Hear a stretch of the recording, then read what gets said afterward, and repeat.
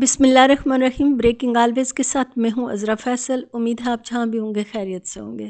پاکستان تحریک انصاف نے ان تمام لوگوں کے لیے ایک شٹ اپ کال دی ہے جو عمران خان کی رہائی کے بارے میں بولنے سے ڈرتے ہیں، عمران خان کے بیانیے کو ہائی لائٹ کرنے سے خوفزدہ رہتے ہیں۔ ایک پروگرام میں بات کرتے ہوئے شیخ وقاص اکرم نے کہا کہ جو شخص عمران خان کی رہائی کے حوالے سے دلیری کے ساتھ اپنے دل کی بات نہیں کر سکتا، اس کو شرم آنی چاہیے اور اس کو چاہیے کہ پارٹی چھوڑ دے۔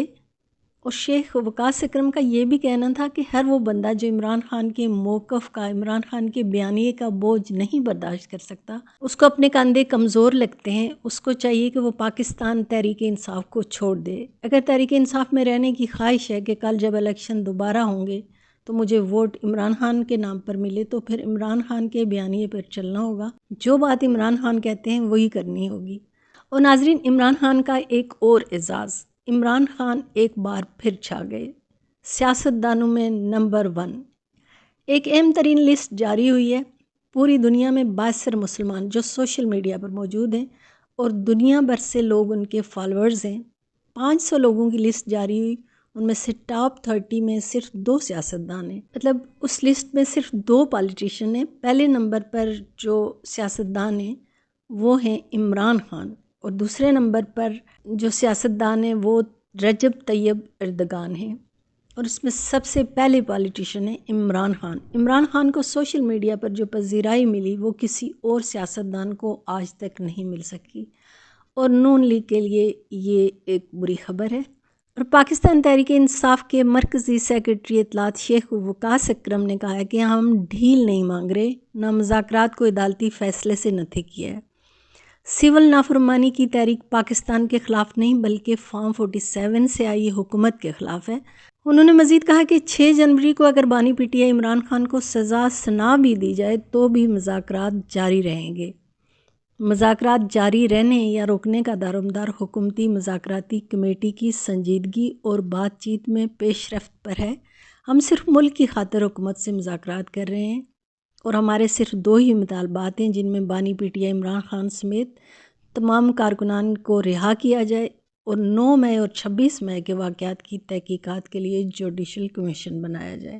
اور چائنا سے ایک بار پھر خطرے کی گھنٹی، اور چائنا میں ایک اور وائرس کا پھیلاؤ۔ چین میں کووڈ کے 5 سال بعد کووڈ-19 جیسا نیا وائرس تیزی سے پھیل رہا ہے۔ اس وائرس کو HMPV کا نام دیا گیا۔ چائنا کے مطابق وائرس سے اب تک 14 سال اور اس سے کم عمر بچوں کے نشانہ بننے کی تصدیق ہوئی ہے۔ اس وقت چین کے ہاسپٹلز میں پھیلتے ہوئے 4 بڑے وائرل انفیکشن میں سے ہے، جو بنیادی طور پر بچوں، بزرگوں اور کمزور مدافعتی نظام والے افراد کو متاثر کرتا ہے۔ اس وائرس کے متاثرہ افراد میں اکثر فلو کی علامات ظاہر ہوتی ہیں، جیسے بخار، کھانسی اور ناک بند ہونا۔ تاہم اس وائرس سے صحت کو سنگین خطرات لاحق ہو سکتے ہیں۔